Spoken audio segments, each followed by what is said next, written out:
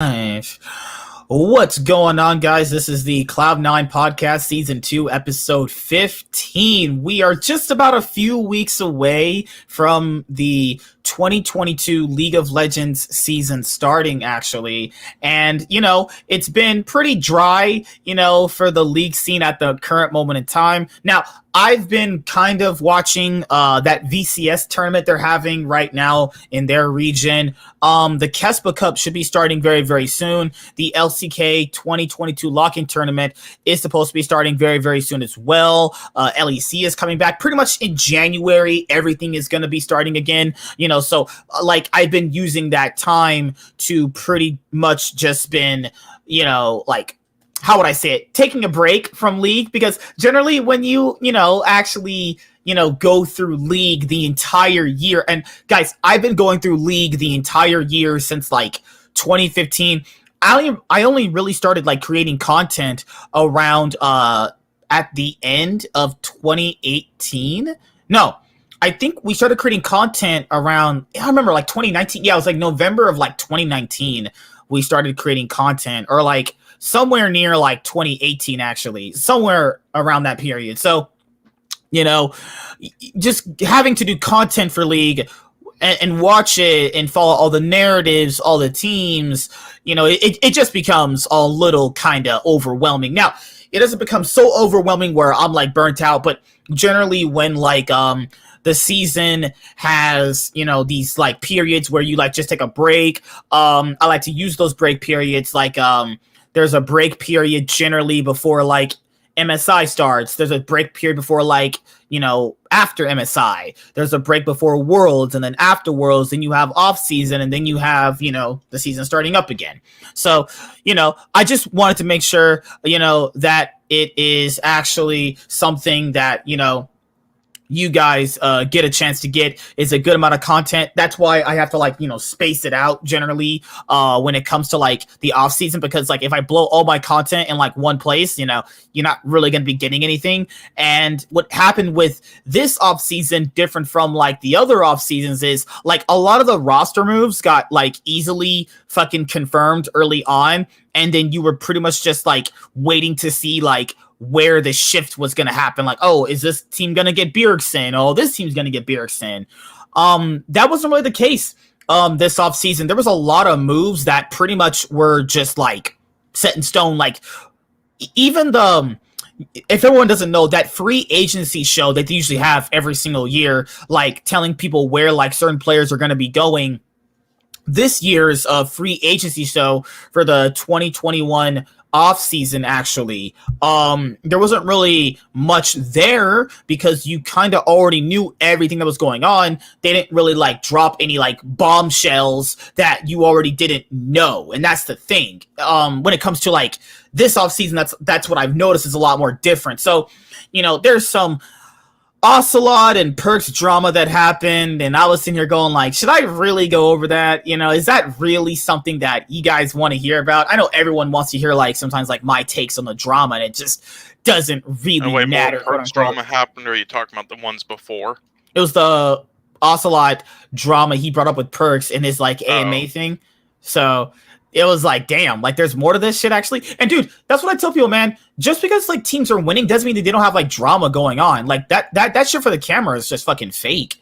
I don't know why people just assume that's just who these people are. Yeah, is what they see on had camera. Issues. They said it. Yeah. They made top 8. It's crazy. Teams will actually have to legitimately say, hey, I have issues during fucking interviews with bigger name people in the scene when they do their interview content and shit like that, for people to understand guys, some of these teams go through massive issues. You'll never hear about them, or you hear about them years down the line, when it doesn't even matter at that point. So I mean, the thing I like at least with Cloud9 is honestly the majority of the time they're honest. They say if they have issues. The only time usually it's not the case was when they had Sneaky, kept a lot of stuff private with him. Then he kind of just went out on a stream one time after he got kicked for Sven. Oh, yeah, that was... He didn't get kicked, but he just said, can battle for a spot. That was an interesting point in time. Other than that, they're usually honest, though. They say it. The sneaky fucking like kicking was so. I mean, you already kind of knew that was gonna happen though, based off their performance with him that year. Yeah. Like you already knew it, but it was just one of those things. Like a lot of the sneaky fans got like so mad that he wasn't on the roster. It's like you guys know this man's been on Cloud9 for like almost 6 years, right? Like Yeah. he played like 12 splits. Maybe the team would have been just as good with Sneaky instead of Sven on those years because, Spring, the entire team was doing good, not just Sven. So maybe they still would have won a split. And then they obviously had that downfall in summer. And then same thing with Spring 2021. And then in summer and Worlds, Sven was like one of the weakest player probably. So maybe they still could have done all that with Sneaky on the team, but it didn't need to be a change. And it's like they didn't kick him or put him to retirement. It's just he wasn't good enough anymore for a Worlds contender team in NA anymore. That's just the fact. Like he was still good for LCS, like Wild Turtle at the time, but he was really picky with his choices. Like he didn't want to join Dig and stuff. So whatever, or Immortals. It's one of those things where like I don't really know, like how Cloud9 would have played out if they actually had Sneaky over Sven. Now, some of the Cloud9 fans, they were like, well, they never gave him a good support. They gave Sven Vulcan. I mean, Smoothie was pretty darn good for a little bit there on Cloud9, like borderline MVP quality. What do you mean they've always Elimination at the time was fantastic. Yeah, like they won 2 splits with Elimination. Actually, Smoothie was like one of the best C9 supports never to actually win a trophy. That was just criminal, actually. And so sad that impacted in, and then Bunny Fufu when they subbed him in for games, he was actually pretty great. Like obviously the only issues, but the only like subpar support that Cloud9's ever really had was like Zeyzal, but even Zeyzal showed like some promise during Zeyzal 2018. Was pretty great. It just depend on the meta. Some metas he was mediocre, and other metas he was like one of the best in the world because he's actually like one of the best ever like Hex Flash supports out there. He was really good at playmaking supports. Like so it just depends on the meta with him. So I wouldn't say he was bad at all or like here's what I'll say. Like if people go back and watch that Cloud9 series that they played against Gambit Gaming back in the Worlds, it was Worlds 2018. It was the best of 5 to go into the group stage. Zeyzal saved them in that game 5 with all of his playmaking. Yeah, and what the fuck was Jensen doing that game 5? What was that build? What was that build? Didn't he built like fucking, I forgot what item he built that game because he was playing like Lissandra or some shit. With my buddy Nate on Twitter currently when we were watching that, and he was like, "What the fuck is Jensen doing?" Then he said, "Okay, Gambit's winning." Okay, one of the biggest what the fuck moments I had recently, because you remember how TSM was playing up against Team Liquid before they won the LCS 2020 Summer Split Finals. That split, okay. So remember that split, right? TSM had that like miracle run to the finals and they won it. Remember that game 5 where Broxa fucking forced Baron game 5 and they all got ace and they just lost to TSM? Team Liquid were the better team. They were the better team. Broxa was just so heavy. You just couldn't carry this man. This man was so bad. I don't know what happened with Broxa when he was in North America. Like I just don't understand what happened to him. I mean, like Team Liquid was the better team. Yeah, like Team Liquid, they were the better team. They just like Broxa was just so bad. Like that, and it's just like after TSM, after Golden Guardians, I should say, fucking choked against TSM when they should have won that. And after all the issues with Cloud9 going on, I predicted right there that they would win the split. Not because they deserved it at all. They deserved going to Worlds. I had TL winning that split, man. Like, because like people like Ragnar, I was like, how could you not have TL winning? Their competition is FlyQuest and TSM. Both those teams look like dog shit. Like, they looked like really bad. Team Liquid wasn't also good either. Was playing way too safe still, and FlyQuest. But their safe playstyle was working out for them. Like, if they got to a certain point of the game, they would win it. Bjergsen in his that's the thing. I did that single-handedly because all the others were that dog shit, and because of Bjergsen. That's it. No other reasons. I knew right then and there after the Golden Guardian series that Cloud9 was going to go out and then TSM would somehow win the split. Sean knew the script. He knew the script. They didn't fucking deserve a single thing. Let me tell you, but yeah, I saw it. How did you predict the script? Like, Riot gave you the script. They gave it to you. Yeah, they You did. knew. They said, listen, Broxite's gonna like hit his head before game 5, right? Holy shit, God! Like I really thought TL could have got their TL literally could have got their 5th trophy both summer splits from 2020 and 2021. They could have beaten 100 Thieves and they could have defeated TSM because I truly believe if Team Liquid had beaten TSM in their best of 5 of that year last year, they would have beaten FlyQuest. Like, come on, like I knew that TSM were at least better than FlyQuest. Like, I was like, yeah, FlyQuest are not beating TSM. Like, how FlyQuest made back-to-back fucking split finals is crazy. That's the crazy thing about that, dude. Holy shit. Oh yeah, Team Liquid. What? No, FlyQuest. Remember how FlyQuest in 2020 made yeah. back-to-back finals? That's like, dude, people rag on FlyQuest, but at least FlyQuest has made finals. At least they built a competent roster at a certain point. They performed over expectations at Worlds. They literally did just as well at Worlds the one time they went. Better than TSM. Than like all of TSM and Team Liquid's Worlds runs combined with first seed. Sean, why do you have to always throw in the TSM slander every time? Same thing with 100 Thieves. Yeah. Good God. Yeah, like, FlyQuest made back-to-back finals over other orgs like Dig. Well, Mortals made one finals like back in 2017, but that was like a few years ago. So like over, who was it? Evil Geniuses hasn't made a finals yet. Like, FlyQuest did pretty well that year actually in terms of what they needed to do.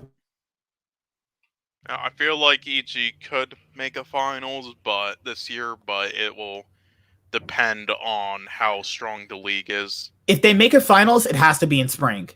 I don't think they can do it in summer. I think they'll get figured out in summer. Like, if they here, this is what I was saying. I think if they perform very well in spring, which is very possible because spring is like always up in the air about who's gonna fucking win generally. If they pop off in spring and they perform above expectations, I think it's very possible they make a finals. But I think by summertime they'll get like figured out. Because like that's what a lot of teams have an issue with, like playing really, really good at the start, and then like when it comes to like summer, that like mid period, you know, they don't really know how to like adjust and like get better past that point. I think the competition will be stronger in summer. It usually is, but I think they'll have a better chance in summer though, because I feel like usually what ends up happening in spring is rosters like Cloud9 and TSM or whatever, or sorry, well not TSM more, but like Team Liquid and all that, they have issues in like the first half of summer, but then they get figured out by playoff time, and they usually make it. So I think that's what's going to happen again. I think honestly it could go. I think this Cloud9 roster could honestly go like the same as last year, like top 2 or winning the split in spring, and then like top 3 or 4 in summer. You have more expectation for this Cloud9 roster than I do. That's the crazy thing. Yeah, because I have confidence in Berserker and Fudge. You have confidence in Fudge. Oh my god! Are you believing in the Fudge factor? That the Fudge factor is getting to you. And everything actually works pretty good in mid lane. It's just that boot camp, he really needed it, but fucking Trump wouldn't give him his visa. So sorry, Biden. Sorry, no, I'll just say Trump. Like, dude, that's the crazy thing is, like, if they don't have Fudge and they can't boot camp with him, like, who would be their mid laner? Copy? Oh, that's a huge issue, though. Like, fuck. That's a big issue, yeah, like, fuck. Biden, motherfucker. He's ruining Cloud9, Joe Biden. Oh, your mic's muted. Sorry, there's some guys playing music out there. Make 1 sec.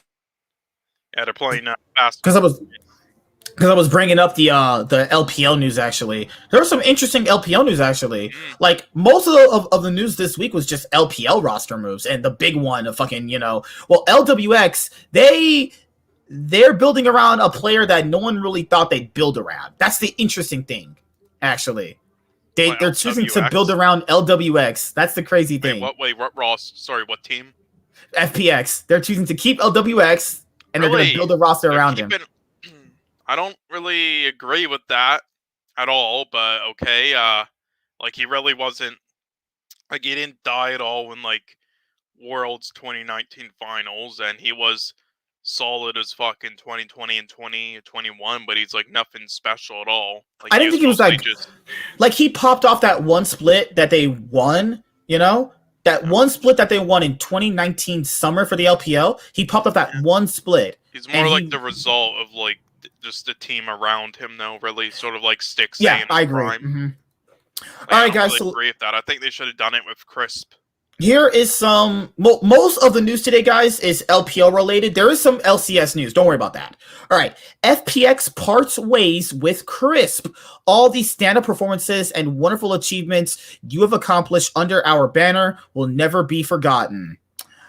League of Legends support player Crisp is no longer with Fun Plus Phoenix after spending 4 years together. The 23-year-old was a part of FPX since the organization entered League's pro scene in December 2017. He helped the team win LPL Summer in September 2019 and the World Championship later that year. The Chinese squad did not replicate the same performance in 2020, but came close to winning 2 LPL championships in 2021, finishing runners-up twice.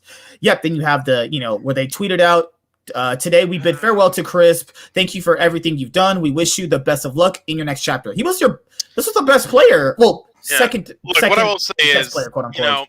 If you want change for your roster, then honestly, like a new support can do a lot for you. We've seen it a lot with many teams that change up and get a younger support. Honestly, it can do a lot. But if there was one player you should have kept, I think it should have been him easily. As a member of our original roster, everyone here deeply appreciates all the hard work and devotion you have contributed to the team, FPX said. Throughout the past 4 years, we've witnessed how you have shattered all the doubts and proven yourself to be one of the best supports in the league. All these stand-up performances and wonderful achievements you have accomplished under our banner will never be forgotten. With Crisp departure, FPX has parted ways with 4 of the players that competed in Worlds 2021, where they had a lackluster performance, leaving the competition in the group stage and finishing 14th. They finished 14th. Top laner Nuggery, mid laner Doinby, and jungler TN left the LPL team last month. Bot laner LWX is the only player left in the active lineup and the only one from FPX's original league roster. The Chinese organization is yet to sign new players for the 2022 season. So yeah, if you guys did not know anything about the LPL going on, well, most of the news today is going to be about the LPL, starting with FPX parting ways with their longtime support, Crisp, actually. I mean, this was going to happen, like they literally failed at Worlds 2021 by all accounts. So this one is going to be tying into a topic that's on screen, and I'll just tie it in together with this one. Weibo Gaming signs TheShy. The former Invictus Gaming star finds a new home. So what do you think about this one, dude? TheShy leaving IG and joining Weibo Gaming, who was formerly Suning. They were formerly Suning, actually. Okay. I mean, if you're a team like Weibo Gaming or whatever, I mean, you're not going to get, like, the biggest names, so it's not a bad idea. They just got this guy for name value. They got this guy for name value alone. He's been running it down very hard these past couple of years. But I'm saying he'd probably, like, cheap. Obviously, other teams really wanted him. You could get him easily since he has been running it down. So if you're an org like that who can't really get, like, the best name at the moment who's like doing amazingly, then I guess you should, like, it's not a bad idea to take a chance on someone like TheShy who used to be like the best top. What's up, Chuck? How you doing, man? Not much. How about you, gents? Oh, dude, I'm getting old, actually. I'm an old man now at this point. So what do you think about TheShy? He finally left IG, and he's joining Weibo Gaming, who was formerly Suning. I don't think he'll ever reach anywhere near his peak. Not even close. He was literally the faker. He was literally the faker of top lane. With the right coaching, he could be very good again. If somebody just sits him down and say, okay, fuck off with your bullshit, all right? I think they'd have a better chance of convincing Hooney to stop doing off-meta picks, but you know what? Yes. Convince Hooney to stop. Convince Hooney to stop picking Nocturne in Game 5s. We need a really hard coach. How about that guy from Griffin? Oh, fuck. Oh, no. Jesus Christ. Not that guy. But yeah, guys, he was literally what I call the faker of top lane when he was, like, at his peak. At his peak, he was literally the faker of top lane. This guy was just out of his mind insane. Watch his games against Sword if you want to see murder. But now, okay, if you take out 2018 and the halfway part of 2019, he's been running it down very hard. Like in 2020, this guy would pick 80 carries, go 0-8, and then somehow still win games. I don't know how. This man's just a freak of nature, but he's not been that good, honestly. So, like, I think they're just got this guy for name value alone. That's all you get him for. Like, unless he comes back to form, I mean, that's possible. I mean... Well, you're not going to get players who are amazing right now as an org like this, so I'm saying why not take a chance, I guess. But, take a chance. That's what my wife personally, did. But I can understand... Dude, take a chance is what my wife said when she found to be with me. She took a chance, and now she's disappointed. Yeah, and the 99% of women wouldn't, but she did. That's what people game into. Yeah, that's what you recommend. To be 100% fair, it's always better to have some sort of, I want to say mentor or just like, seasoned veteran sort of talent on the team. True. Someone who's actually been around the block a little bit. And so from what I understand, the rest of the team is predominantly rookies or people who are just more or less breaking in, within their first couple of years of at most of being on the main stage.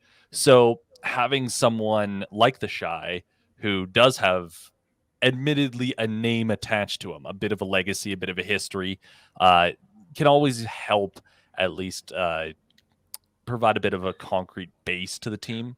So I feel like there's a few more reasons than just to pick him up for the namesake, but I'm sure the namesake didn't help. Or maybe he just needed a mental reset because he was on IG, their backup roster for a long time. He got his breakout shot in that gauntlet best of 5 that one time against WE. Then they put him on the main roster. They just fucking shows up everyone, and then like he hasn't. It's one of those things where like how you're together for so long, you just kind of get tired of each other in terms of a team environment. I think that's kind of what this is like. Just let's just part ways. It's not been working out with us for a very long time. Move, even though that's if anything, the one they should have kept. But, so right here, this is actually interesting. TheShy is replacing Ben, who left the team yesterday after 2 seasons. Ben's team for the 2022 season is yet to be revealed, but rumors point out Royal never give up, according to South Korean outlet. I thought he was joining I was BLG. about to say, no, he's definitely RNG.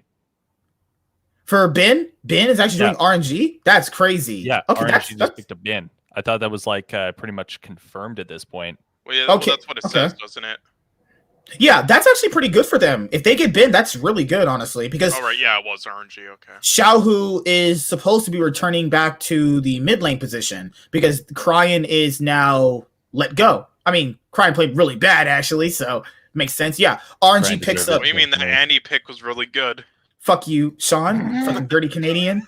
I mean, I will say that you got 2 dirty Canadians here, man.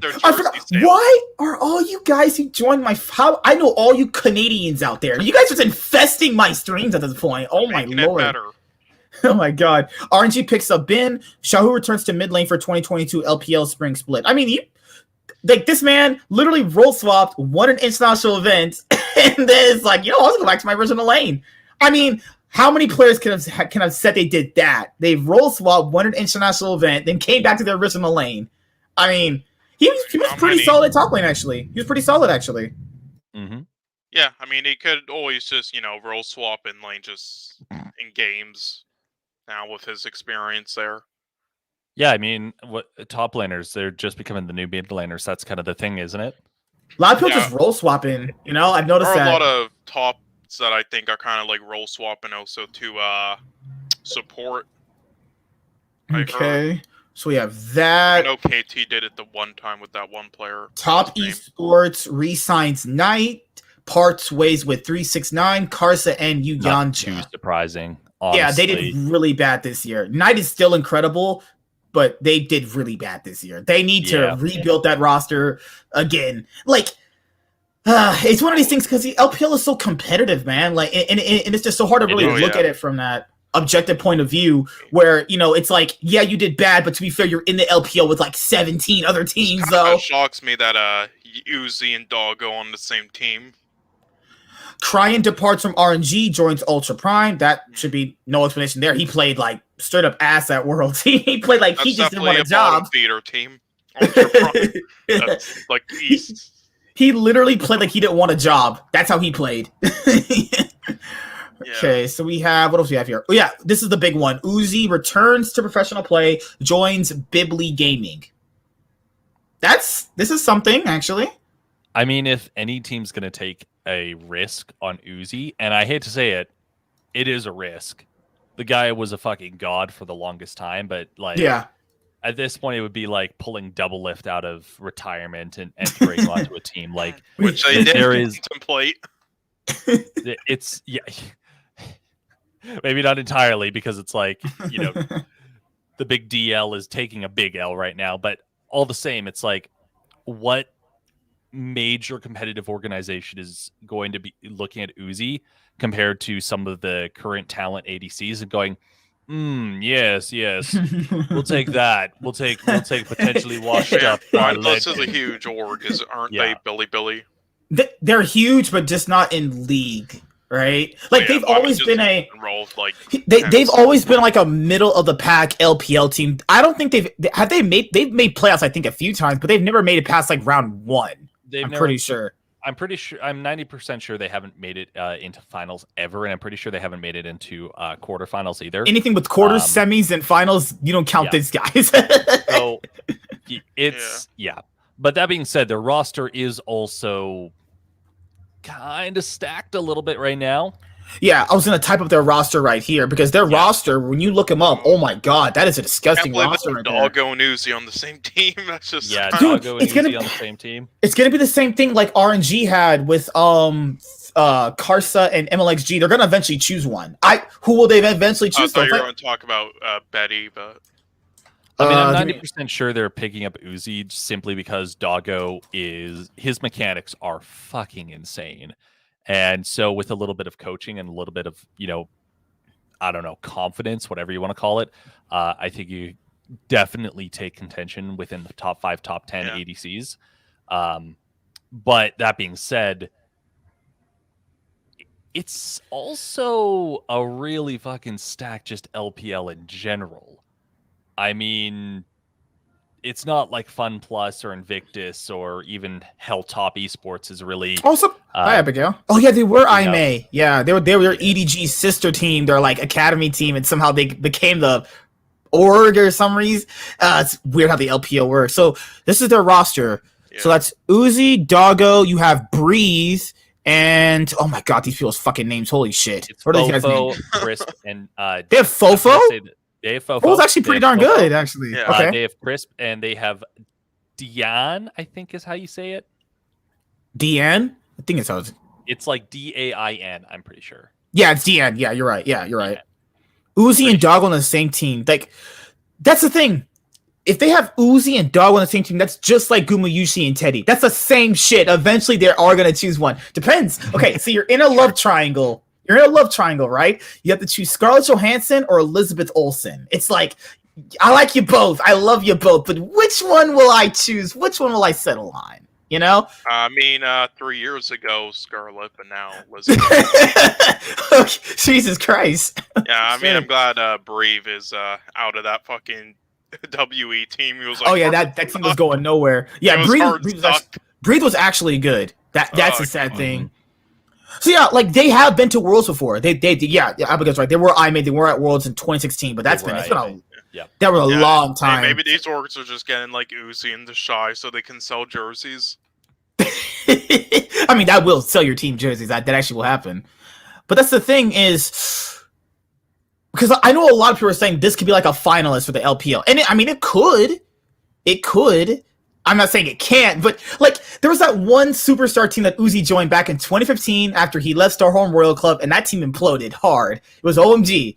Yeah. Like I don't know how.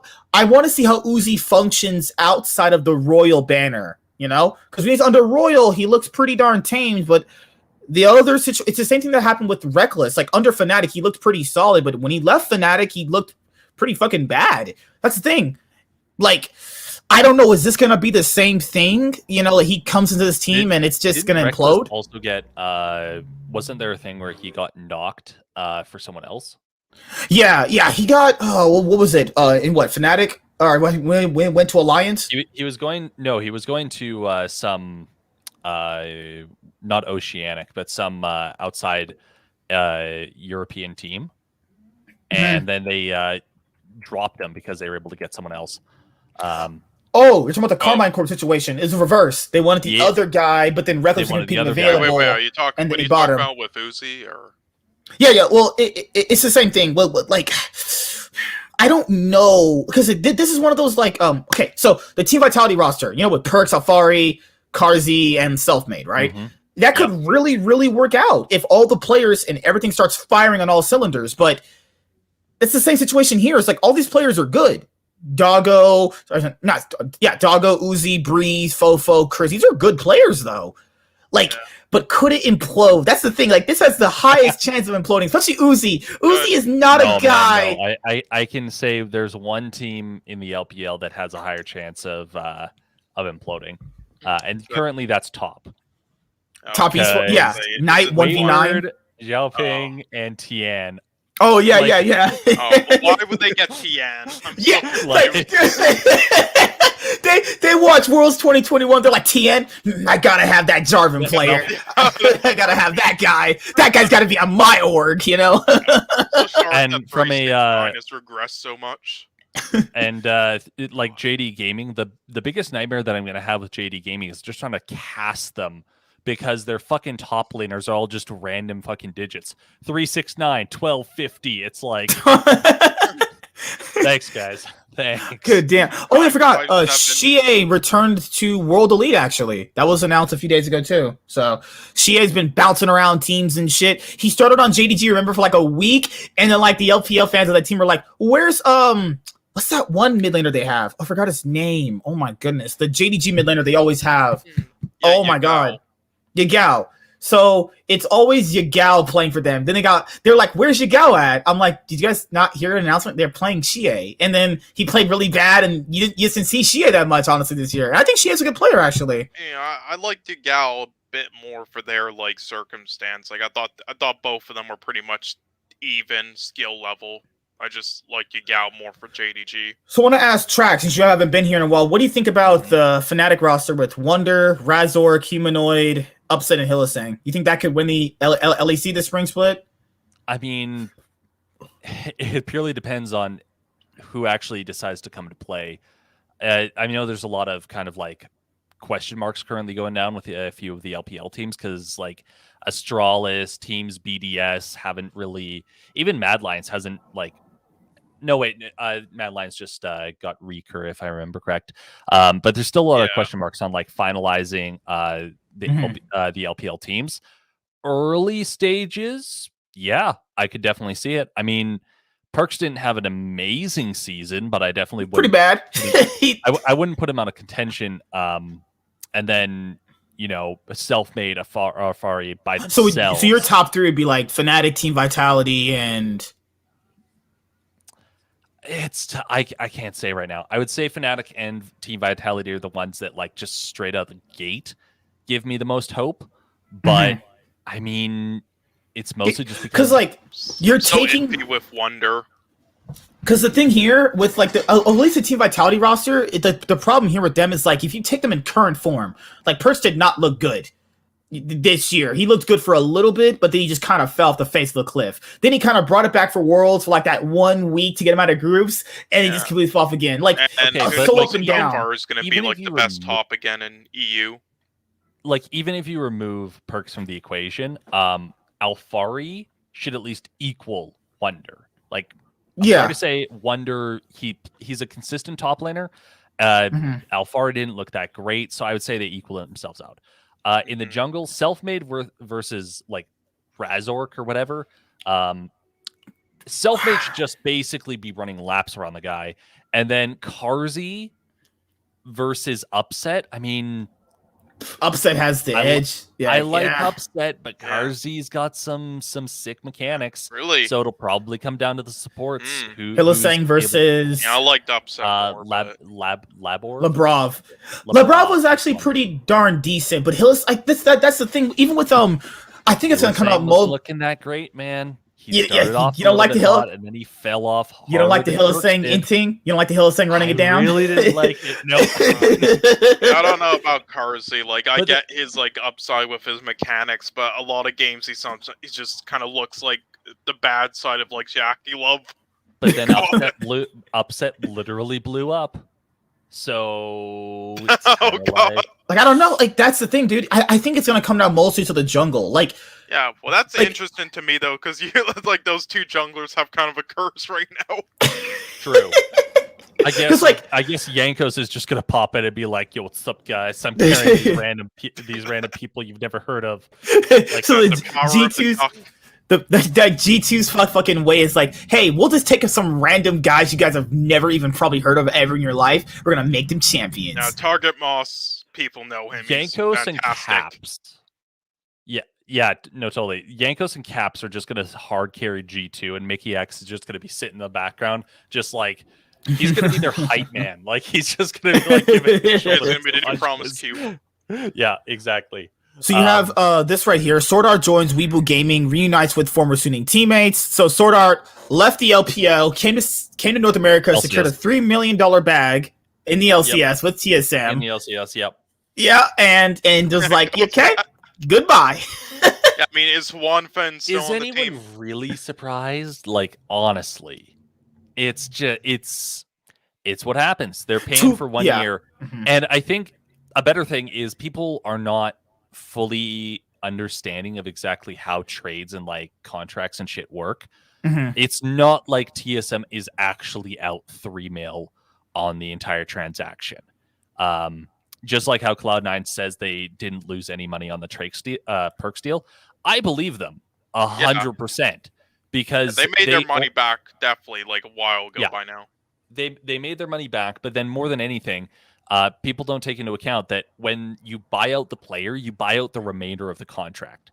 And so they were only ever on the hook for the amount of time that Perks was there. So their entire, like, what did they say they signed up for? Like $5 million or whatever. They're only on the hook for like 1 point something. Yeah. And then you know Team Vitality paid a shitload of money for Perks because Jack does not. Everyone knows Jack. He does not sell players for cheap. So they made because that was the big thing was that when they bought Perks, everyone kept saying, "Well, how are you gonna make your money back?" Because an investment is to make your money back times like more. They made than their money back like probably 6 months after the Perks deal. Like God. The only time where they probably lost money was like when they paid $6 million for that CS:GO roster and it won no games. Oh God! Look, we don't talk about that. All right, the colossal baby. Oh yeah, I remember. Okay, so that's the thing is people don't really understand how contracts work yet. Like a trade, like I mean, I don't see why most people do like those trades in it like they used to. Just trade the players, honestly. But then again, you also don't want to do that too, because like TSM might be like, hey, you know that Sword Art guy I wanted from you, Soning? You can have that guy back. We'll just get another guy, you know? Yeah, it's also a little bit tougher because the teams are smaller. Like if this was traditional sports where we were talking about like, I don't know, baseball or something like that, it happens all the time in baseball, where you're just like tossing players back left, right, and center, trade this, trade that. Oh, I need this. Okay, what do you got? This. Okay, I'll give you this. Excellent, done. And like players will swap teams like nobody's business sometimes. So but because we're dealing with 5-man rosters, maybe 10 at the most, it's a little bit more set, I guess you could say. Yeah. Like, granted, the 10-man roster is a myth, a fable. That's like almost never worked. Yeah. Fucking 10-man roster, different play styles you have to fucking mash up and shit. Like, holy God. Fuck that entirely. Fuck that entirely. Look at this. SK Gaming reveals 2022 LEC roster. Gilius and Certus join. Treat swaps back to support. Okay. That's going to make them probably at 6th place again. So good luck being 6th place again, SK. Congrats. You made 6th place yet again. Oh my God. Did you see those fucking, you remember not Gilius, the Jesus thing earlier this year with them when they put in Jesus for those games? Oh my. Did you not like try to off yourself when you watch their games? It was a little bit tough. Won't lie. But the one thing that always kept me going was the fact that I could always count on going back over to the LPL and cleansing myself, because I swear to God, even their most clown fiesta fucking games are like are pretty entertaining. Actually, are still more entertaining. Rogue Warrior games, I'm never watching those in my life. Though that org is Well, I count. There's 16 LPL teams. There's not 17. There's 16 because they're just what was the trash. team they faced? It was Rogue Warriors versus what? Who? OMG. I think you watch those games. I turn those on. Are you talking about the absolute like the like record setting for kills where it was literally just like like everyone was engaging all the time? Is that the one that you're talking about? I don't know. I just they kept bringing up this one game that are like, I'm never watching a Rogue Warriors versus. So this is kind of the last of the LPL rumors. Invictus Gaming has a LOL roster update. If you guys have been actually literally living under a rock, they're going to be promoting a new top laner named Nenny. Yeah, they played him a couple games before in this series. XZZ is going to be their new mid, and Xiao Yuji is going to be their ADC. Xiao Yuji is going to be their ADC. Okay, that's cool, because if you guys didn't know, Ning is not going to be playing on their roster. They let him go. And Rookie, who's been with their roster for, like, years, like, literally years, is now officially gone. That's crazy to think about. Yeah. Rookie is gone. So I don't know where he's going to go. People say he's going to retire. I don't know. I mean, most of the rosters are already all locked up now. I mean, who is he going to play on? Like, what org is he going to go to? I am expecting that. I hate to say it, but since Edward Gaming and I believe JD Gaming and I don't think he would stoop to like, oh my god, or something like that. He can do better than that. And remember when they won the first split in LPL? Remember those days? Remember those days? I could definitely see him being picked up. Sunning is still kind of up in the air with Angel. Yeah. Angel wasn't bad, but I mean, if you had to pick between picking up Rookie and playing Angel again, I think he'd probably take Rookie any day. Yeah, I think you move on from Angel. Now, what about TSM? I know they just got that new guy, but like you're like, I know we promised you something, but life changes. This isn't changed. It's not hello, Rookie. You go, hello, goodbye, IG. Hello, TSM, Rookie. That'd be insane. But like, I doubt. He's fluent in Chinese now. So that's the thing is. Like, dude, like hearing what Lena said on her Twitch channel. I don't know why I watch her Twitch channel, but sure, where she was talking about exactly why you watch her Twitch channel. For this reason alone, for news, because she did say this on her Twitch channel. There's a clip. The LPL salaries are like 2 times what they are in the LCS. So the base average is like 250K, right? So the base average in the LPL would be like 450. That is disgusting. That's nasty, dude. That is just absolutely insane. Hey, MSK, could you please donate $5 to her to ask where Dardock is going? Oh, I don't want to cause any drama, Just kidding. Cause some drama. Anyways. All right, Track. We haven't seen you here for a while, so might as well run down the whole year. So let's start with Cloud9. What do you think about Cloud9 during 2021? Like how they let's start at spring. So they won spring. Okay. They won spring. Yeah. Okay. Then they completely took their feet off. They took their foot off the gas, coasted for a good chunk of time, and the other teams were just like sniffing in the water, smell of the blood, and eventually the same exact thing that always happens, which is they bomb out and they're not able to win summer. So yeah. They played really bad in summer too. Like that Ravens team was so bad from them. Like I was fuck. What always surprises me is the fact that they looked untouchable in spring, and then they just took their foot off the gas for a little bit. And I'm not even going to blame it on the meta or anything like that. They just Sven listed their issues on that Summoning Insight episode that Monty and Thorn had with him. If you take what he says as fact or kind of like what happened, because I mean by what he said you could tell, like, because dude you've been watching as long as I have, man. You can tell when teams have issues on the Rift based off how they're playing. I can tell this shit. I knew they had issues from losing all these many games. They like, if you guys go back and watch their games this summer, one of the players would like do one thing, Blabber would like invade, the whole team is like still laning, he would like die, and they'd be like, the whole game is to be thrown. Or you have a game where like Perks, remember the game where Perks went 0-10 on Renekton? 0-10! He was 0-10 on Renekton. There was some problems. There was definitely some problems. And so to it had to do with like the Sven benching. It all comes back to like them having issues, and it's like, I mean, anybody with a brain would know they had issues. They were definitely doing really bad. They were playing horrible. Actually, I'm personally like, the thing is, they attempted to do the same thing that they did when they had Reapered. The problem is Reapered actually understood how to micromanage players in a way that demoting and benching, they needed. They actually, you gotta chat, by the way. Reaper actually knew how to handle benching in such a way that it wasn't necessarily going to be a detrimental thing.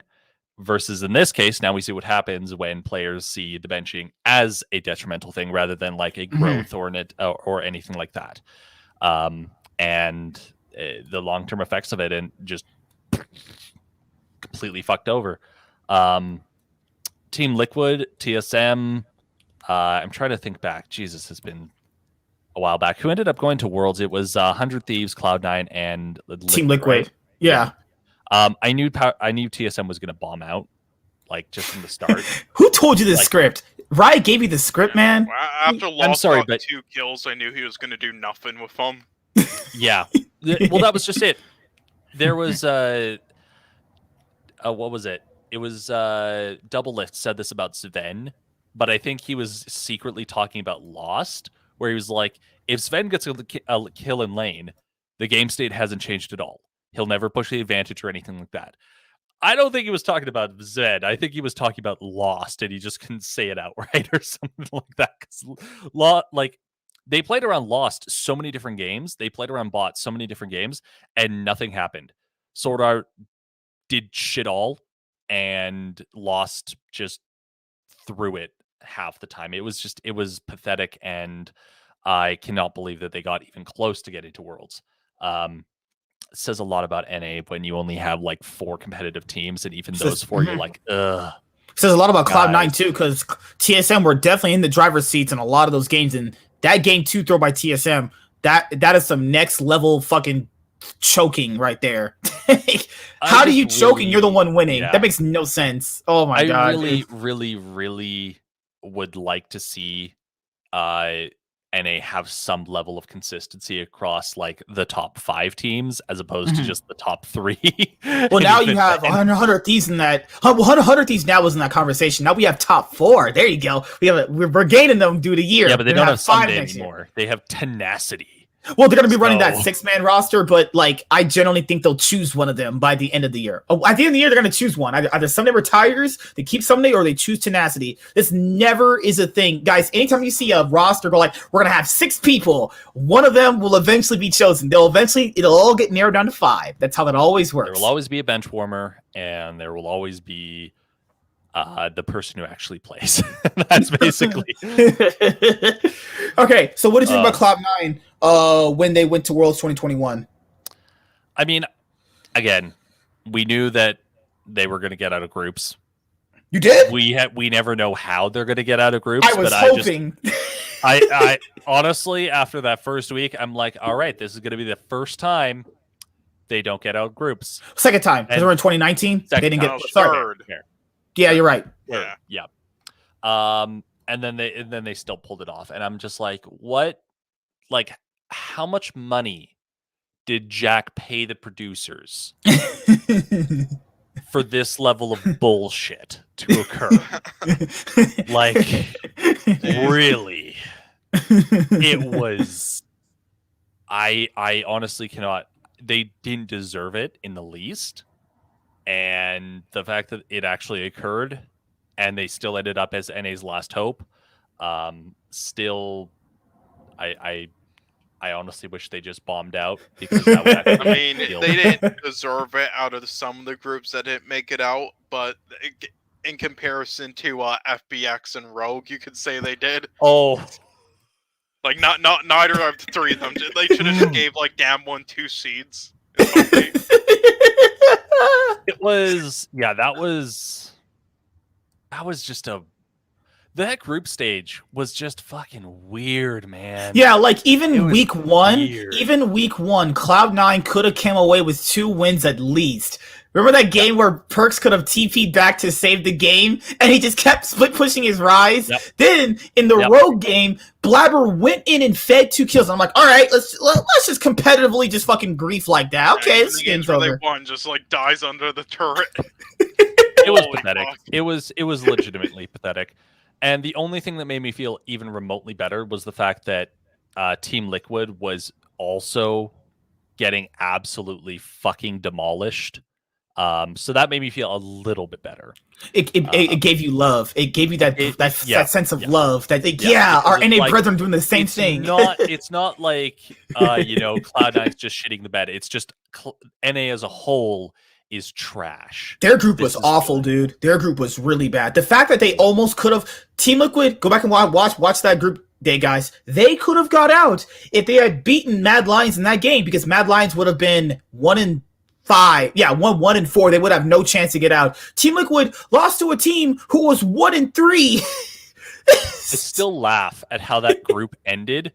But they were all competitive with each other. Yeah. 3-3. 3-3. It was just like, oh my god. You know what's crazy? Every single time Khan has went perfect at Worlds, he's never won it. He went perfect with Longzhu, 2017, 6-0, Dan1, 6-0. The only difference from this time is he went to the finals and he still lost. Yeah, I feel bad for Khan, but so many amazing teams he's been on that he's just shoehorned into because of his name, and he cannot win anything. I was really surprised with the fact that Edward Gaming actually took it, though. Like, I knew Edward Gaming was a good team, but I thought Dom won after they beat out T1. I thought for sure T1 versus Dom 1 was basically going to be the finals, and the actual finals was just going to be a consolidation. Like, here's your free 3-0. So, like, the fact that Edward Gaming actually took it, like, fucking hell, good on them.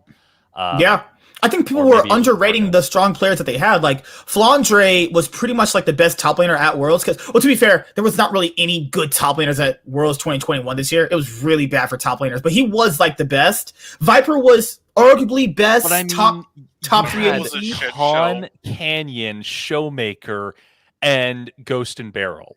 Yeah, honestly, they weren't playing the best, though. They were a little bit sloppy, honestly. They were. Like, honestly, if we're actually going by, like, skill, like, how all the teams played, how it should have been, I think it should have been T1 first, RNG second. They just fucking chokehold it. And those drafts, fuck. And then EDG third, and then Dam 1 fourth, actually. I thought... Really?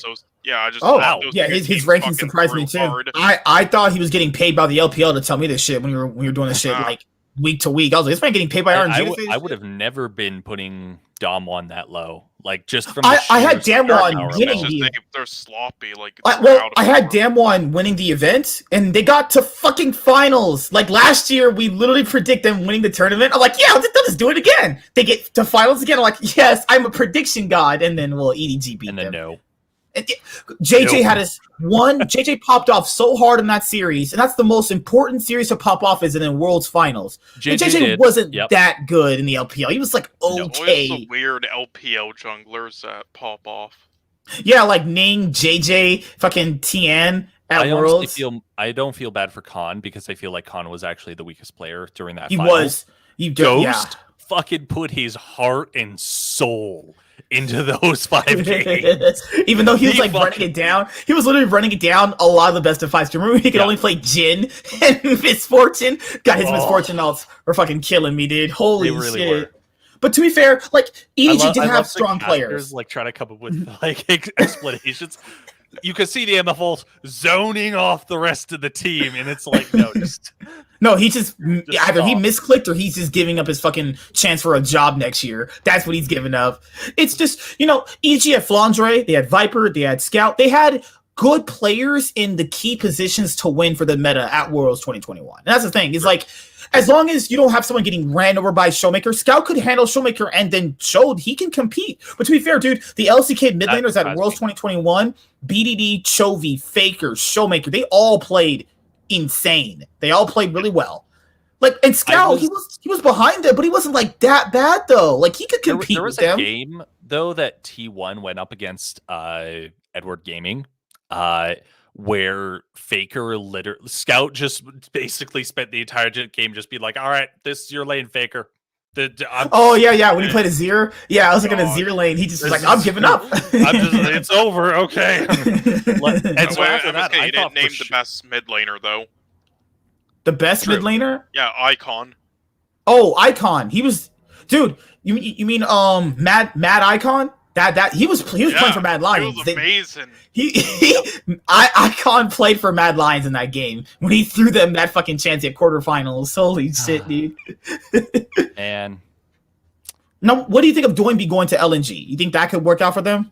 Yeah, totally. I mean, LNG, they're not a bad team, and between Tarzan and who's their bot Light, I think it is. Yeah, he was actually going by KDA. He was like the best ADC at Worlds. Mm-hmm. Between the two of them, they got some serious fucking carry power. And Tarzan, Ale. They have been in the top lane. Oh yeah, Ale. They have Ale. Totally Ale. Ale. Yeah, Ale's disgusting. Yeah, that guy was great at Worlds. Yeah, sorry, Between the two of them, they've got Ben on again? What team? I forgot. Who? With Ben? Ben is on RNG. Ben, RNG, okay.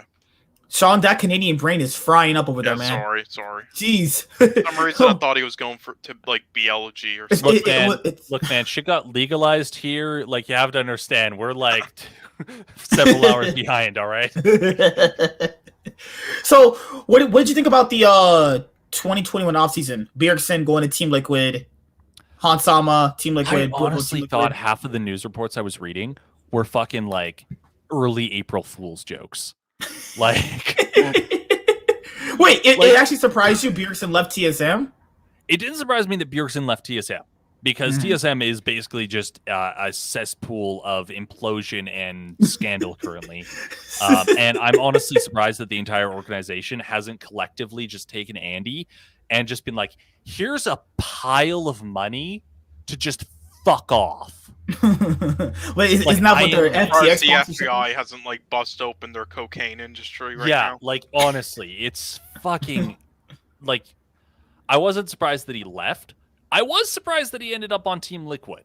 He was gonna go to Cloud9. He really was gonna go to Cloud9.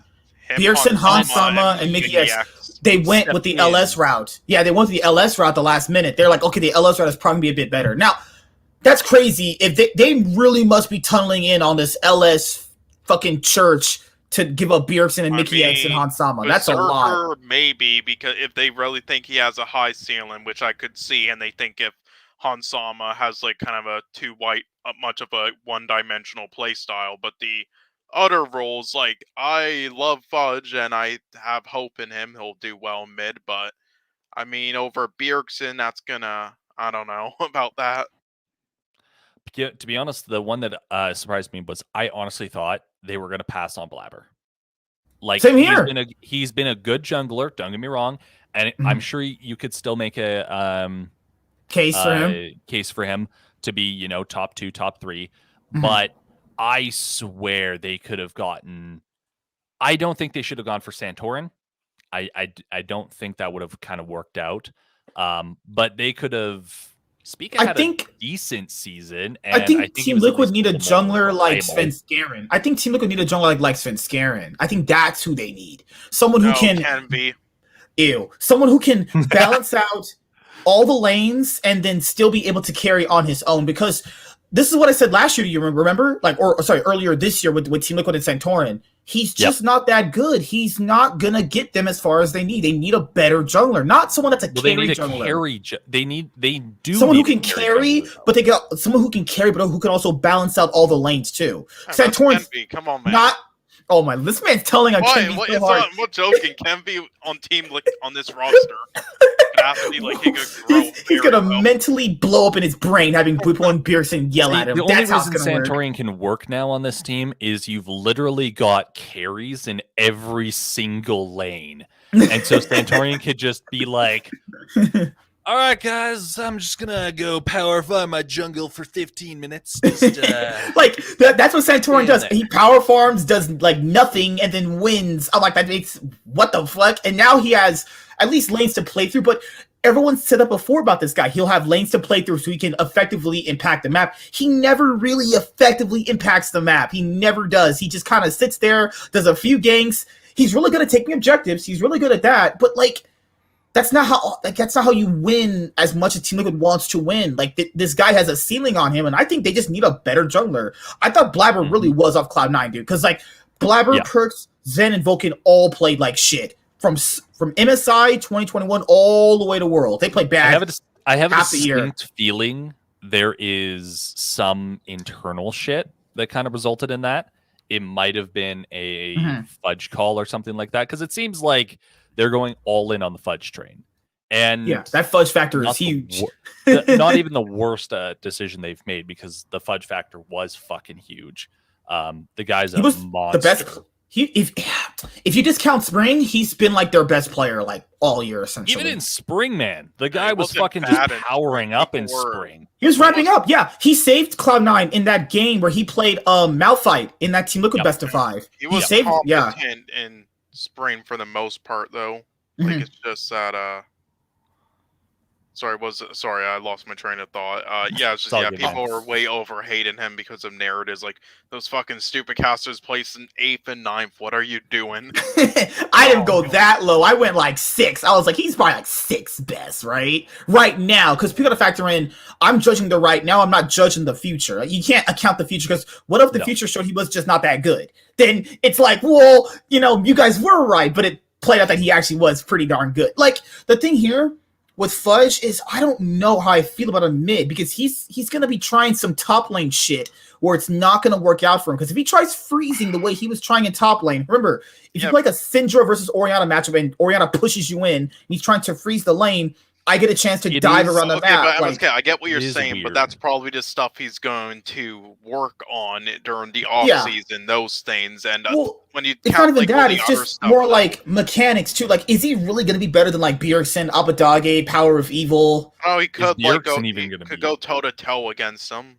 That's true. Like, is Bjergsen going to be like Bjergsen? Yeah, I think he go toe to toe against them. I honestly think his play style is Roman, like after he finally got his foot in, his champion pool, his chemistry with Blabber, it all works in mid lane, and he has played mid lane, when role swapping with Perks. Like, I think it can work.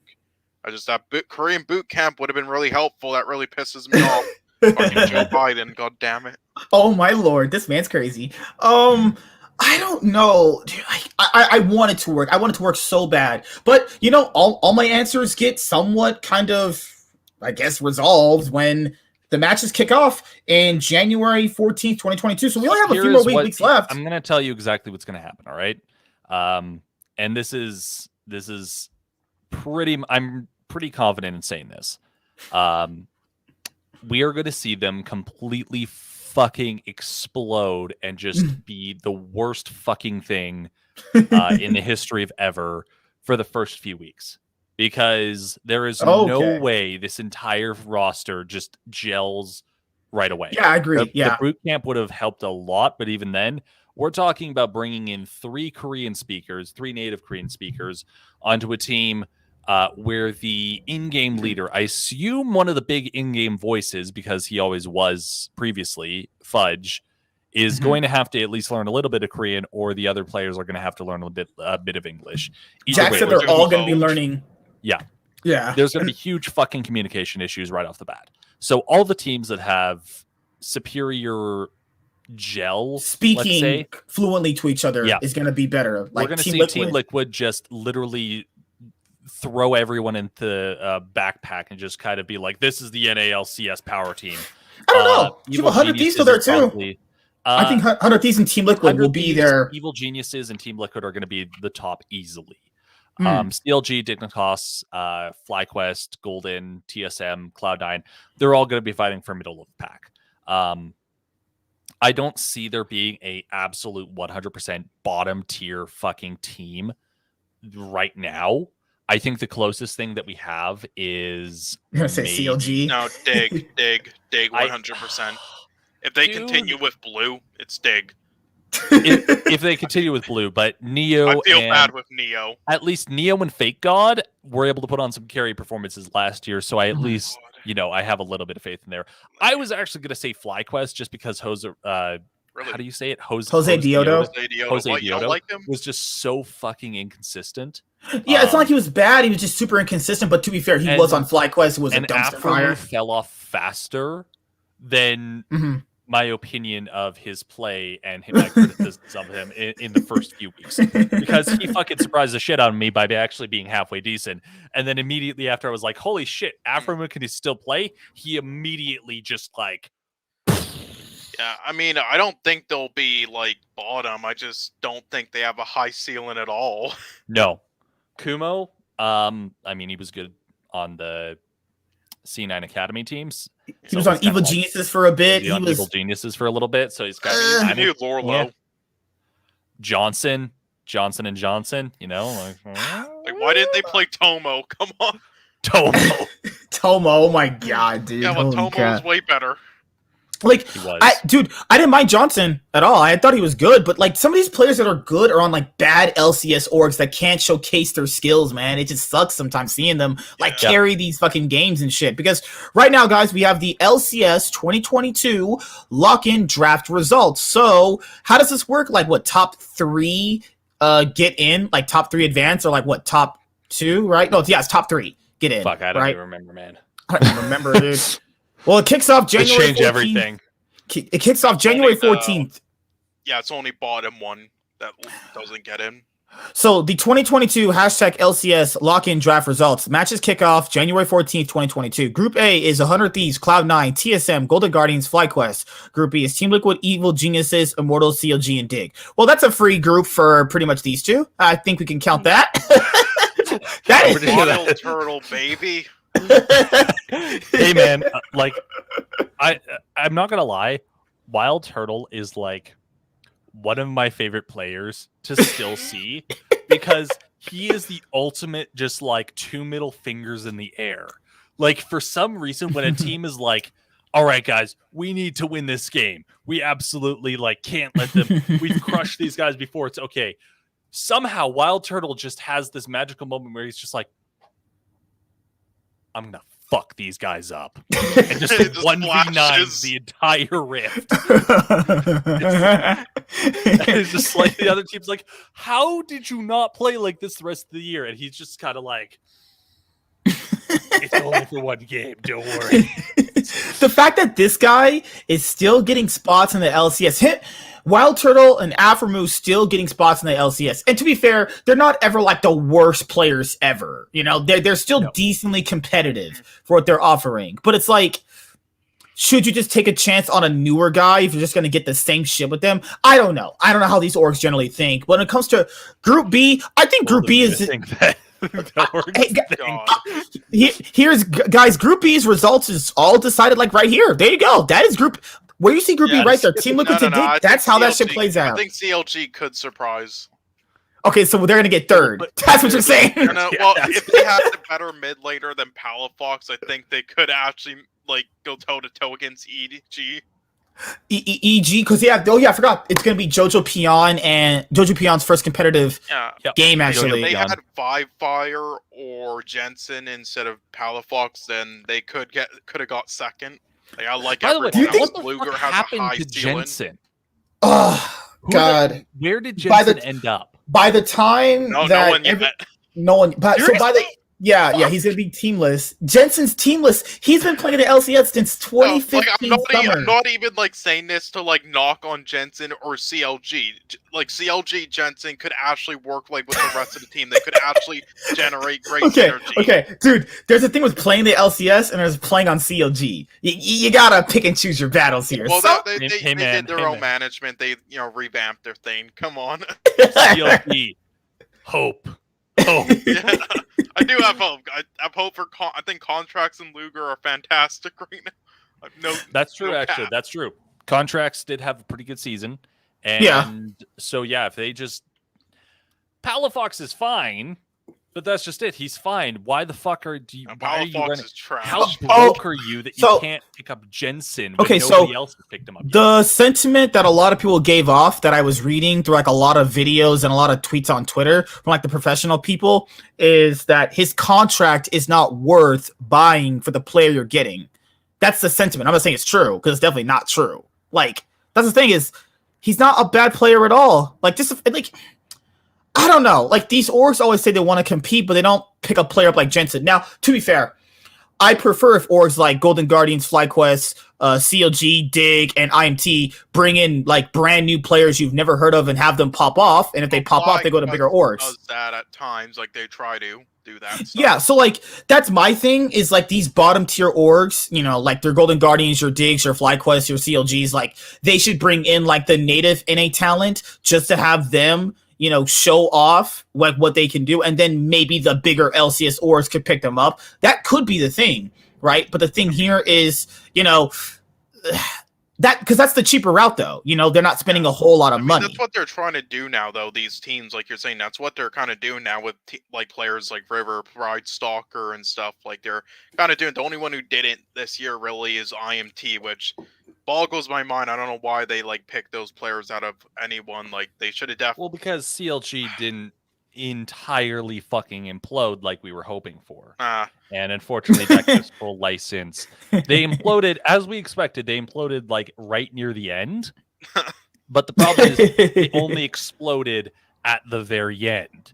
And so because of that, now IMT's like, interesting. So you say we can have an entire season, pay zero fucking money, and just literally rely on a shit ton of people whose names are vaguely recognizable. I mean, I do have to. I want to ask you a question, though, Trackhawk.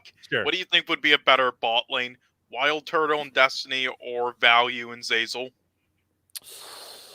I mean, it's a tough one. On one hand, you get that one guaranteed 1v9 Wild Turtle win. Hey, man, he got a pentakill against Cloud9. I mean, hey, anything's possible, dude. Remember he had that Xayah game where he got that pentakill? How the fuck does the, like... God. No, Yeah, you're I think 100% right. weaknesses could actually be fixed with an ADC like Value, who really knows like his position and well and stuff. Mm-hmm. Yeah. I mean, it's kind of... It's honestly sad that Zazel, you know, hasn't been played as much because, like... Yeah, like people. This is how. This is how those things generally go. You do bad on a big org, people assume like you're the weak, because he kind of was assumed as a weak link with Sneaky. Then that's just your narrative, and then it's either up to a team in the LCS to take a risk on you, or you just stuck playing on Academy. Dirty. Yeah. I mean, I get why Dignitas didn't do it when it was rumored, because honestly, I don't think his place, him and Neo together, that play style will not work. Oh, that would have been we already saw horrible. Bane and him work not well at all. All right, but he would work well in like IMT or not even like FlyQuest. Like I don't. So this is the thing with Group B is. I think if it all plays out as expected, I'm pretty sure this is your first, second, third, fourth, fifth. You could probably switch it around and say maybe CLG might surprise. It's possible. I mean, but to be fair, IMT have PoE and Wild Turtle and Destiny. Those players. Imagine? Could you? Okay, I'm sorry, but could you? I just have this like head canon now in my that needs to get out. Could you imagine? Like CLG, they're a game away from not getting out. Like they're bottom tier, and all of a sudden it's like that. Did you guys see when there was like that huge CS:GO match where fucking Stewie 2K just like pops out of the smoke just randomly and starts playing for this other team? Oh yeah, that's gonna be Wild Turtle with the forward flash. It's gonna be Jensen. Jensen just like walks out wearing a CLG jersey. You know, midway during the split when CLG is like 8th place because they've been like 8th place for like the last 4 splits. Welcome Jensen. Thank you, Palafox. Jensen's like, yeah, you know, guys, I'm trying to come here. I'm gonna come in and we're gonna start winning some games. We're gonna try and turn our season around. Yeah, hashtag CLG win. I think that could actually work though. I seriously think Jensen could work with that team. Like they would have to be at least 5th if he was on it. Like, True. Yeah. why doesn't Jensen go to TSM? I've never understood. I guess he just doesn't like the org. Why? You really asking why? I'm sorry, but like, who actually? Okay, let's go through their roster real quick. Okay, so we got Huni, who's just like literally probably stoned out of his mind, just being like, Nocturne. They just get Guys, players who don't know Nocturne's meta. English, so they don't know everything that goes It's on. meta. I swear. You got Spica, who's literally just like, I'm getting paid. That's all I care about. And he's as toxic as TSM, so it works. He is as toxic as TSM, yeah. And then you've got literally 4 other people who have no idea how fucking absolutely horrible This org will work. Yeah, exactly. It's They're like just the delivery pizza guy walking into that fire. yeah, no, exactly. Exactly what those 4 players are doing right now. Dude, So- yeah, those LPL players coming over are like, this might be a great org. It's my first time getting a big org. Little shit Reggie said. Dude, they're coming over. It's a great org, a lot of money. Yeah, They, like, by the walk in end of the door, year. door slams behind them. You just see Andy just like slowly swivel towards them in a chair. It's Yeah, like toward the end of the year. Toward the end of the year. Thank you, LPL players. Welcome, Jensen. It's every single fucking year with TSM.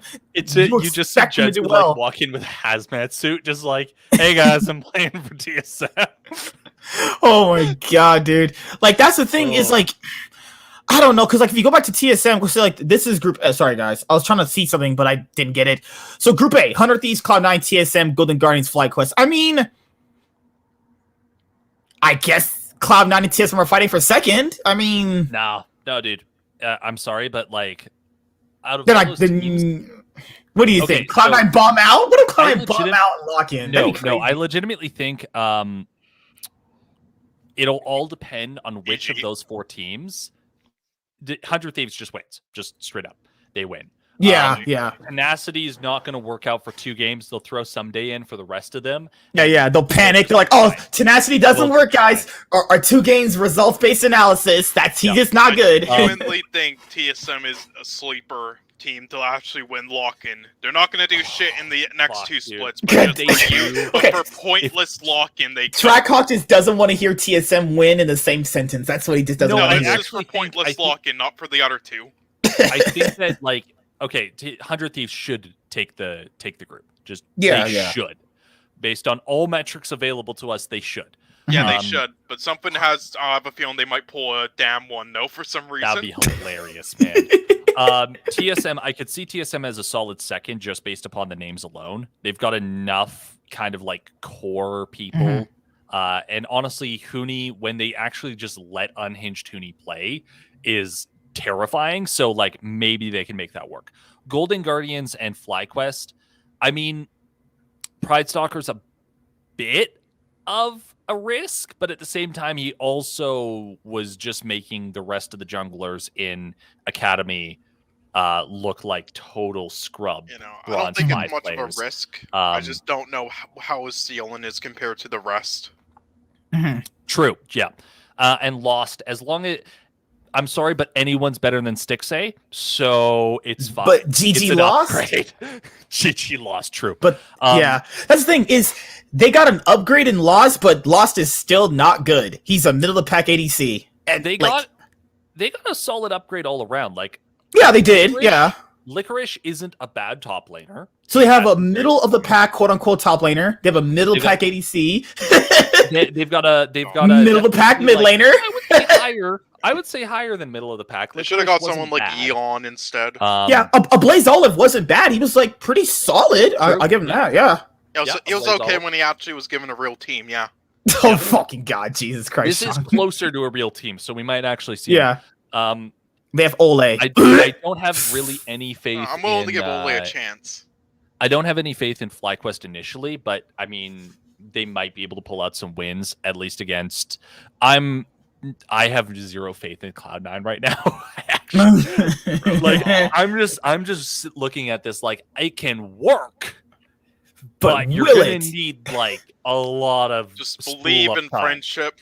Just Look, man, LS friendship game. you're looking at like for anyone who knows cars, you're looking at like a huge bore turboed spool up just waiting to go off, but they're stuck in first gear and not getting the RPM.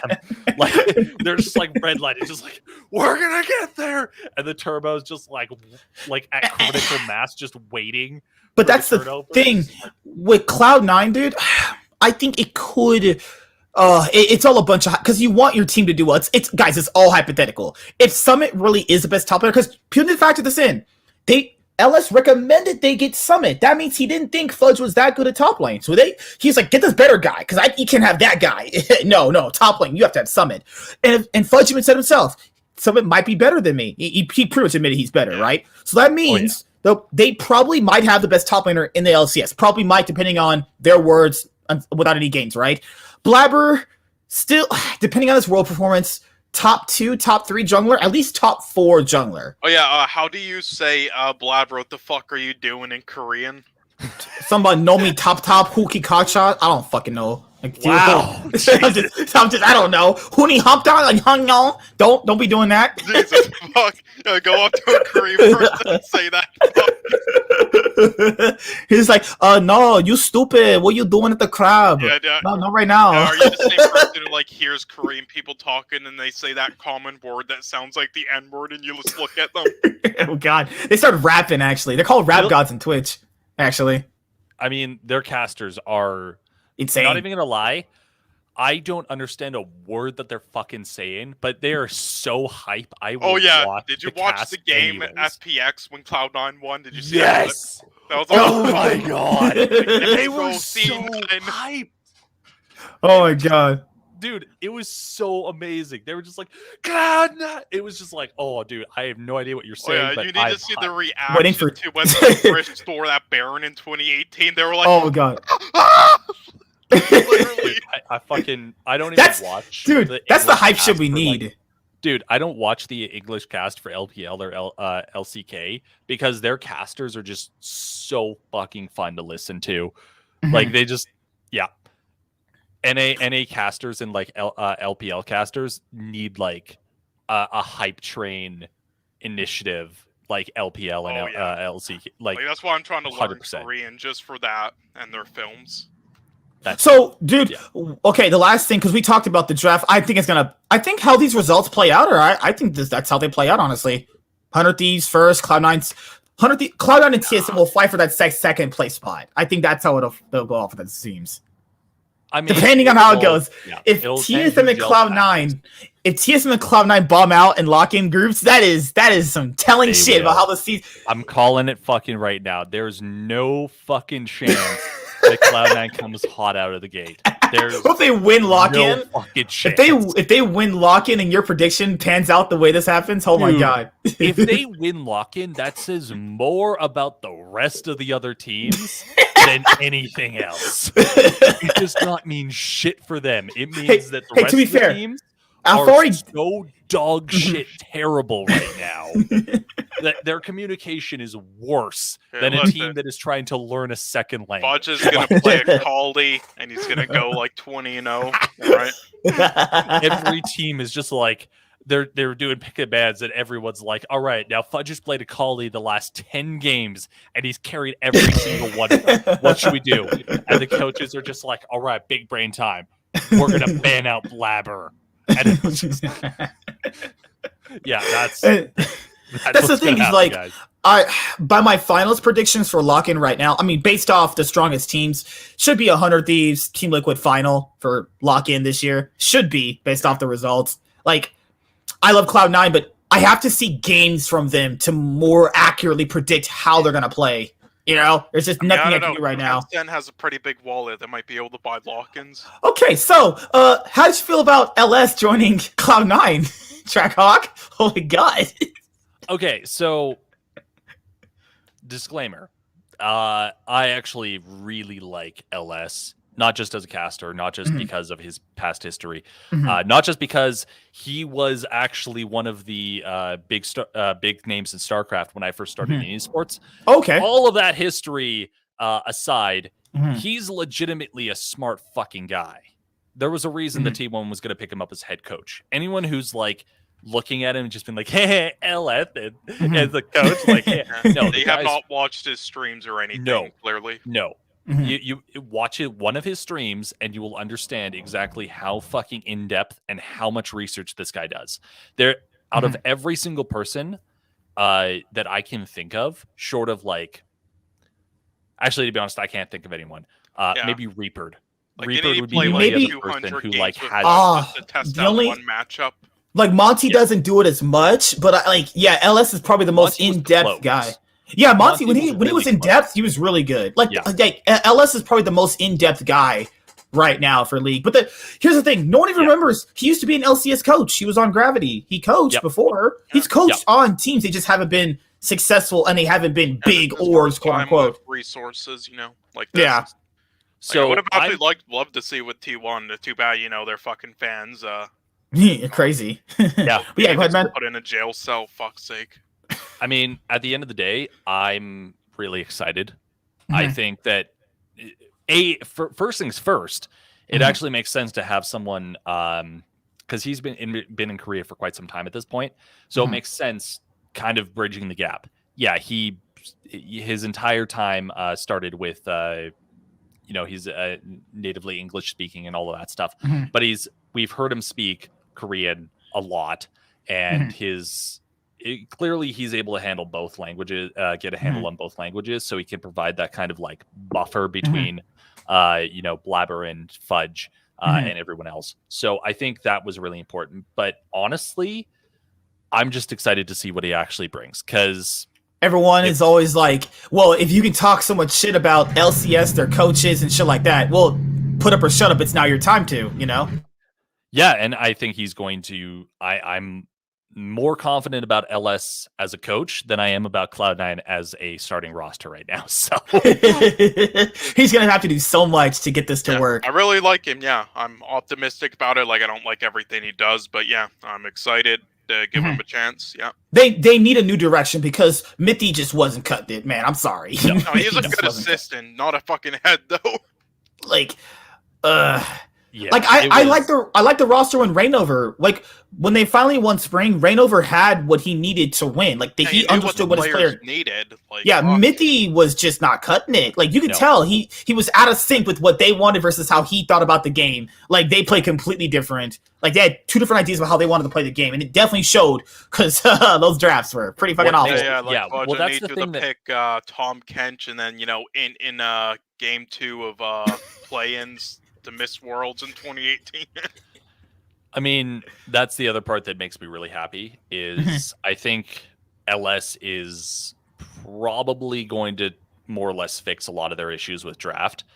His in-game knowledge and just his ability to keep up with like what is good trade versus what is not. If you've heard any of his draft breakdowns and everything like that, he doesn't miss anything in relation to it. There's always a backup. He reads like every patch note to at the absolute T. He knows like which champions are like the most underrated that could work out against this certain matchup, and then he has other picks that work against this certain match. I think he's gonna bring a lot. Actually, a lot of people are sleeping on this guy. A lot of people actually think he's just some fucking know-it-all, stuck-up like little bastard. But like, no, he's actually, and he totally is. But unfortunately, yeah. No, he's 100% arrogant, stuck up, 100%. But the problem is he earned that shit. So he has the right to, because dear fucking Lord, I have never heard someone be able to break down LPL. Like there was a game that he did a breakdown on with Fun Plus, where he took their entire draft and he was just like, in 2 picks that didn't even like come up in the picks and bans or anything like that. Just completely shattered the entire strategy that I think they were playing against. What was it? Just gonna try and go back here. I think they were playing up against Edward Gaming at one point, and in 2 picks, he just completely shattered the entire draft. And it wouldn't even require Edward Gaming to not pick the to change up their draft or anything. It was just 2 champion picks, and it would have basically made Edward Gaming irrelevant as long as they could have executed to a somewhat decent degree. If I remember correctly, it was swapping out. They had initially picked Carry Top and Nautilus as support, and Tom Kench was open the entire time, as well as from the top lane Ornn. And between those 2 picks, And he like literally showed game proof footage of interactions with Ornn and the engage comp that Edward Gaming was running, and it just shattered everything. And that was the moment when I was like, "Fuck." Yeah, that's. I can't hate this guy. God damn it! It's just one of those things where the only statement I didn't agree with him on the announcement video was that the Western teams were getting weaker, because that's the thing. Like, everyone always says that, yet they still keep winning, so they're clearly not weaker. Yeah, no, they did, but the NA and EU did as well. Like, fuck. Like, if the LPL, like if the Eastern teams get weak, the NA and the EU teams just go like, okay, they're weak, we're gonna do a one better. We're gonna get even worse than they are. Yep. That's how they do it. That does sometimes feel like it, to be honest. Like, there's definitely like worlds or MSIs where like, yeah, this NA or EU team could do well, because like you see like an LPL and like LCK team struggling, but then they're just like doing a Uno card. You think they're bad? I can show you even worse. It's like, Jesus Christ. But yeah, guys, just thought I'd bring you guys this episode on Saturday. As you guys already know, I have to spread out the content with the off season as long as it is. So next week we'll be doing our like LEC 2021 spring split like power rankings and see where we're gonna like put the teams at. The week after that we'll do the LCS team. So if any other news pops up, or I'll probably maybe decently cover it, because right now with the off season I like to always take a vacation from league content, because it's a lot that goes on during the league season. Just a little. What about you guys? What are you guys doing? Editing. More editing. I have been holy crap levels of content producing. So you're doing casting couch porn video editing. I figured you were playing out. Absolutely, yeah. Actually, we're doing this new thing. It's called casting couch, where we cast the casting couch. Oh, I see that security thing in the background, so you're gonna take girls in like, yeah, you're arrested. All right, guys. Should be back here with another episode coming up this week. It's gonna be hard too, because I'm working 6 days this upcoming week for Christmas. So God damn. Yeah, my only day off is Tuesday. Yeah, black guy working. Holy fuck. That's not possible. Oh god, dude. Holy shit.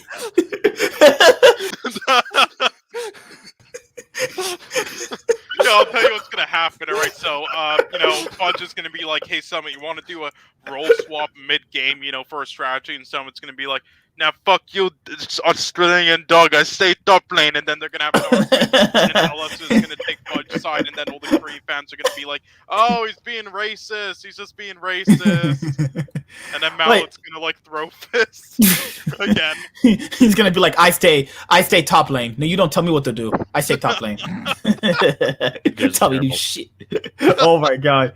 But yeah, guys, that's pretty much it. Want to make sure I covered the LPL news. If you guys are like LPL fans, that actually, UZI joining BLG, it's definitely hype, but I kind of want to see how the roster works out. There's a lot of like interesting hype rosters coming into like next year that could pan out. They could also not pan out. They could also implode. Self-made and Perks on the same team. How is that not going to implode? It's what I want to see.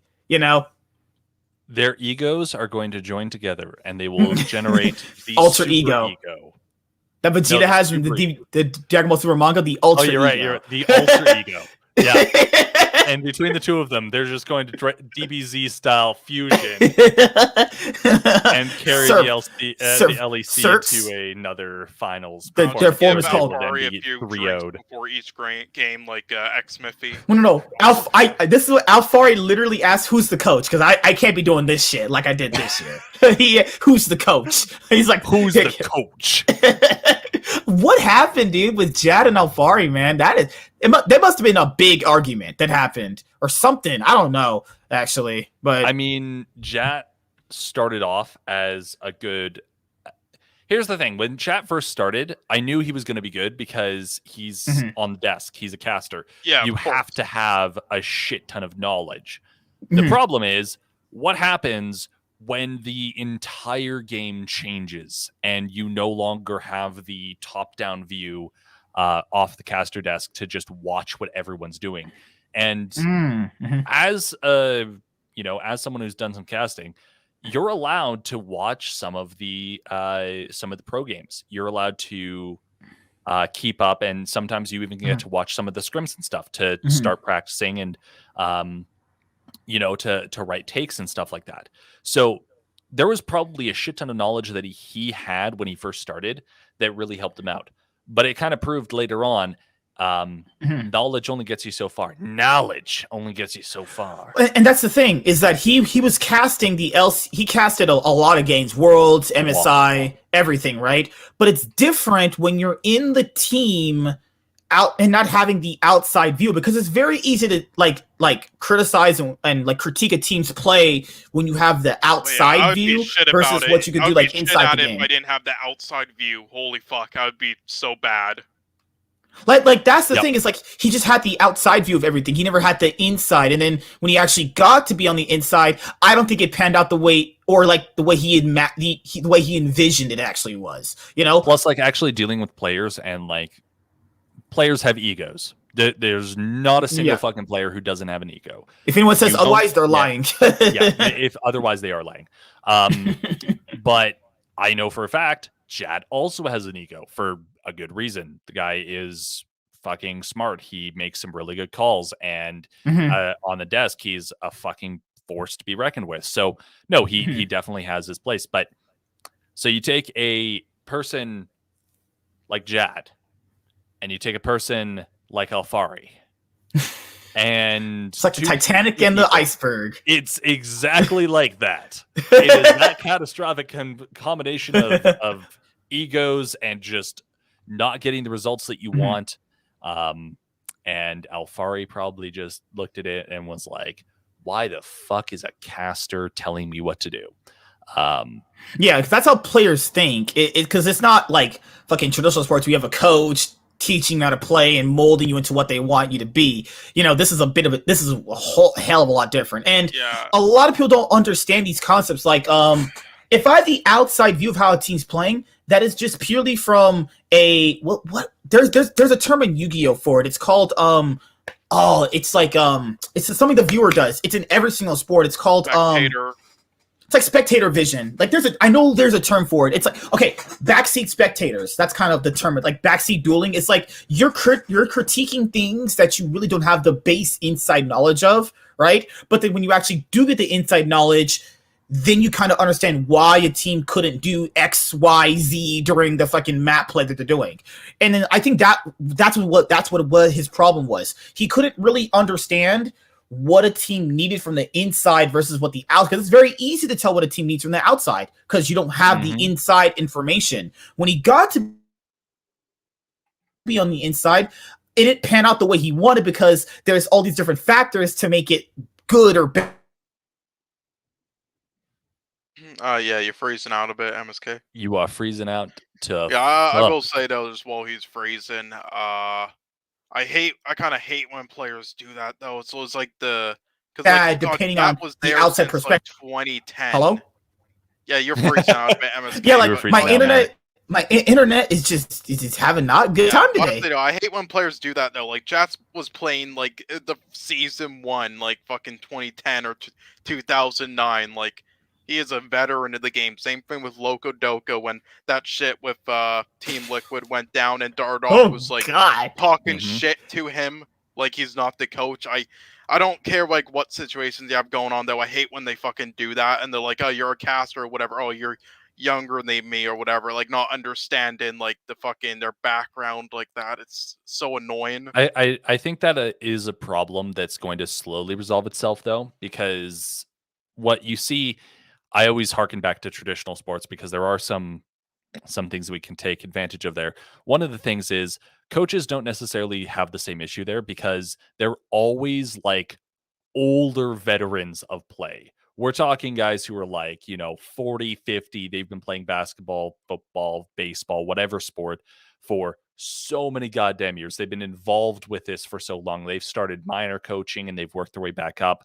Like, I hate to say it, but a lot of the LCS coaches, the ones that we see that are amazing are always the ones who not only just started as a player, but have been coaching for a large number of years. So we look at, T1, Reaper, all of those guys. Consistently, it's a older veteran player who's been playing since the very beginning, who transitioned to a coach relatively early on, usually around season 2, season 3, somewhere in there. I think we're going to see a lot more coaches with a lot more experience and a lot more just 8 years behind them start to come up, and they're going to be the ones that players are likely going to respect a little bit more just inherently. A, because yes, they've been in there for quite some time, but B, there's a certain prestige that comes with the fact that I can say I started playing back in season 2, and I was watching LCS back in season 2, and there's a certain prestige that comes with that. And I think that that's going to be transitioned down more and more and more as we get later on. We're in season, like, what is it up to now? Like season, what, 14? We're at 12. 12. I think 12. 12. Yeah, it's crazy. 12, 13. It's fucking insane. I've been playing for almost a decade, and there's people who've been playing even longer than I have. So I think as this progresses, we're going to see less and less of this kind of like maybe discrimination or people being like, you're a caster or anything like that. I agree. But that mind fucked me though. Fucking like Reaper sneaking at like 40 being a coach. Yeah. Could you imagine Sneaky being like, Reaper, you don't know anything. Like, yeah, that reminded me. I will dominate like 31 now. Fuck. Yeah, dude. Crumbs just like decided to bounce out of the LCS scene for again. I didn't even realize the guy was in his like 30s. It's like, what the fuck? Why did he decide this time? Because he was a player for a bit, went to Overwatch. Player, caster, Overwatch, caster again. I mean, okay, I'll say this. It's not like I don't like Crumbs, but did anyone really respect Crumbs? That meme of him being dumb, like, really hurt his fucking reputation. Yeah, it did, sadly, just like LS with some people, even though they don't actually watch his fucking streams and shit or know about him. I think Crumbs was a pretty smart person about the game, but he was hurt his career, even though no one respected Crumbs at all. That is anything, and just bare minimum anything. People just thought he was a joke. It was one of those kind of. I feel bad for the guy because when he first started on the desk, when he first started doing the caster thing and everything like that, he did allow himself to kind of be pushed around and like thrown the butt of the joke, profit crumbs and stuff like that. And there, to a certain extent, it did help him. The problem is, as your career starts to progress further and further, you can't keep relying on those kind of things. And the more that people are able to just like associate you with those kind of like dumb little tropes and shit like that, the less respect you have in the long run. It's a very, very fine line. And I feel bad for Crumbs because he just got like fucking railed hard. Railed hard. I was going to be like that's the thing. Like, I don't think I've ever talked about this. Like, no one respected him ever. His analysts, anything about I'm sure people respect him. Like, I mean, he has like I imagine some fans, and I imagine the people that he works with enjoys his opinions, but like most of the fans, I've never seen any fan really respect his opinion though. That meme of him being dumb really did stick. Like everyone says dumb. I mean, I liked hearing him. I will say like in recent years though, like summer 2020 through like now though, his analyst has kind of not been that very good at all. But before then, no, I liked hearing him. He respected him. I didn't get the hate. Same thing with LS. Like I don't get where these. It's because if people just only want a certain type of person. You know, they have their favorites, and if you're not their favorite, they just kind of cast you away. That's how the scene works. The thing that we're kind of seeing is the move away from. We're moving more into traditional casting style, which is you have a color cast and a play-by-play. And the play-by-play doesn't necessarily have to have the same kind of in-depth knowledge. They have to have surface level, the ability to actually cast play-by-play and kind of keep up commentary with the color cast. But the color cast is the person who's supposed to have this kind of deep dive explanation, who could take over when the game gets a little bit, stagnant or anything like that, especially in a game like League. We ran into it hugely in StarCraft. There was this early stage bit where like the color caster basically ran the show for the first 5 minutes because nothing fucking happened. But all the same, looking back now, you've got guys like Captain Flowers. It's not like Captain Flowers doesn't understand League of Legends to a certain degree. He does. Would I trust his opinion on deep dive shit like I do Crumbs? Absolutely fucking not. Yeah, people do so though. They think he's a genius, Captain Flowers now. Captain Flowers, the genius. Yeah, The memes. so like they watched his VOD reviews at Worlds with Cloud9 running it down this year, and they're like, "Oh man, so brilliant!" Yeah, Because exactly. I hear his reactions and stuff. All right, guys, I actually have to head out because I got to charge my headset because I got to stream. I got to do it on my main YouTube channel. But it was nice having Track, Oh, come back around. Just like my dad. It's nice to have him come back around every now and Yeah, again. does Trackhawk have like a channel or I something? don't think so. He doesn't do anything. This man is just Fuck you. doesn't work. Nothing. He just nothing. No, you can come by live when I stream once every month at twitch.tv/Trackhawk. Give me all the Twitch Prime subs. Give me all your money. No. That's about it. No, we'll get back into it. We'll get back into it. I swear, maybe. Yeah, guys. I'll try to have an episode this week. If there's any big giant drama news, I'll try. Like, I'm trying to take a break right now before. Guys, you have to understand, when the season starts, I do a lot of content throughout the year. So when I have my breaks, I like to take my breaks, So I'd like to have these kind of every single week because, it's always something for you guys to watch.